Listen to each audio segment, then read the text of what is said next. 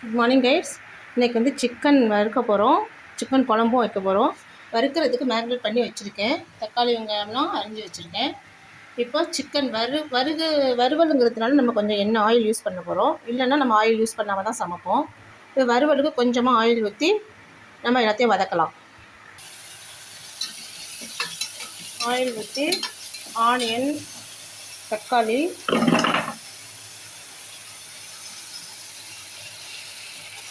இஞ்சி பூண்டு பேஸ்ட் போட்டிருக்கோம். இதில் வந்து வெறும் இஞ்சி பூண்டு மட்டும் போடல கைஸ். இஞ்சி பூண்டு, கரம் மசாலா, அது பட்டை, லவங்கம், கசகசா எல்லாமே வச்சு நம்ம கரம் மசாலா அரைச்சிருக்கோம்ல, அதை எல்லாத்தையும் போட்டிருக்கோம். நல்லா வதங்கட்டும். வதங்கினால சிக்கன் போடுவோம் கைஸ். நல்லா தயிர், மஞ்சத்தூள் போட்டு நல்லா ஊற வச்சு அரை மணி நேரம் ஆச்சு. இப்போ வந்து நம்ம சிக்கனை போடுறோம்.